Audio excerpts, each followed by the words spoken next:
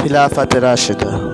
ইসলামী প্রশাসন যদি সঠিক অর্থে আল্লাহ মনোনীত প্রশাসন হয়, ইসলামের বিধানসমূহের প্রচলন, শরীয়তি দণ্ডসমূহ কার্যকর, দ্বীনের মূলনীতিসমূহের প্রচার, শরীয়তের বিদ্যাসমূহের প্রসার, বিবাদ মীমাংসা এবং শান্তি ও নিরাপত্তা নিশ্চিতকরণ রাসূল সাল্লাল্লাহু আলাইহি ওয়াসাল্লাম এর আদর্শ মোতাবেক হয়, এর বিধি ব্যবস্থা সূরার ভিত্তিতে প্রতিষ্ঠিত হয় এবং এর প্রধান নবুয়াত সত্তা সাল্লাল্লাহু আলাইহি ওয়াসাল্লাম এর ব্যাপকতা ধারণ করেন, তিনি হন দরসের আসনে স্বাধীন মুজতাহিদ, ইরশাদের মজলিসে ওলিয়ে কামেল, বিচারের এজলাসে ন্যায় বিচারক এবং যুদ্ধের ময়দানে সাহসী সেনানায়ক।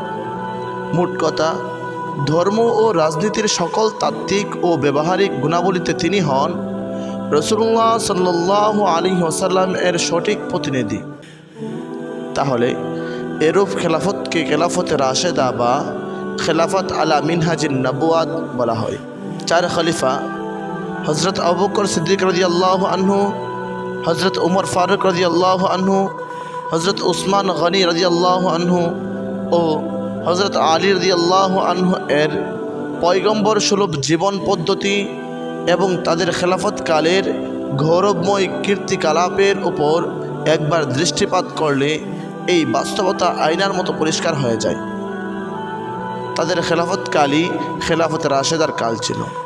রাসূল আকরাম সাল্লাল্লাহু আলাইহি ওয়াসাল্লাম এর একটি হাদিস রয়েছে, খেলাফত আমার পর 30 বছর, তারপর রাজত্ব। এই হাদিসে খেলাফত বলতে পূর্ণাঙ্গ খেলাফত বা খেলাফতে রাশেদা উদ্দেশ্য।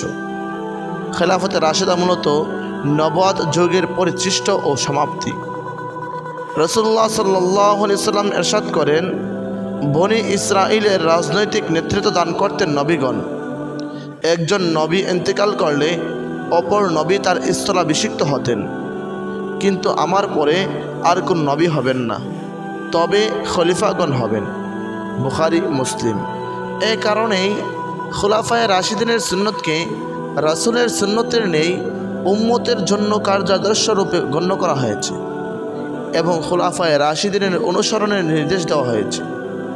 অধিকাংশ উলামায়ে কেরাম আল খিলাফত বা'দা 30 আমা, আমার পরে খেলাফত হবে 30 বছর, এই হাদিসের সাহায্যে দলিল পেশ করে এই মত প্রকাশ করেন।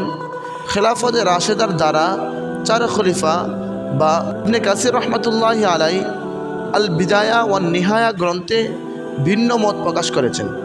তিনি লিখেছেন, এই হাদিসের বাবার্থ হলো ধারাবাহিক এই লাগাতার খেলাফতে রাশেদার কাল 30 বছর থাকবে, অতঃপর রাজত্বকাল হতে থাকবে বলে এই ধারাবাহিকতা ও একাধিক ক্রম ছিন্ন হয়ে যাবে, কিন্তু তারপরেও খুলাফায়ে রাশিদিন সময়ে সময়ে হবেন।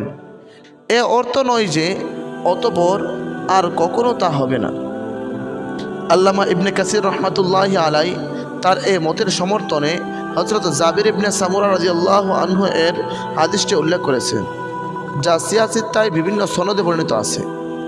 এই উম্মতের রাষ্ট্রীয় ক্ষমতা বহাল থাকবে এবং সূত্রের উপর বিজয়ী থাকবে যতদিন না 12 জন খলিফা অতিবাহিত হন, যারা সবাই হবেন কুরাইশ গোত্রের।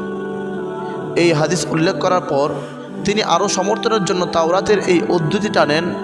আল্লাহ তাআলা হজরত ইব্রাহিম আলাইহিসসালামকে হজরত ইসমাঈলের সুসংবাদ দেন এবং বলেন যে তিনি ইসমাঈলের বংশধরদের উন্নতি দান করবেন এবং তাদের মধ্য থেকে 12 জন নেতা সৃষ্টি করবেন।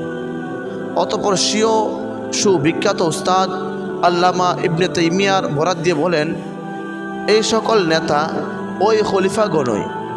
হযরত জাবির ইবনে সামুরা রাদিয়াল্লাহু আনহু এর হাদিসে যাদের সুসংবাদ দেওয়া হয়েছে, এরা উম্মতের মধ্যে প্রয়োজন মোতাবেক প্রকাশিত হতে থাকবেন।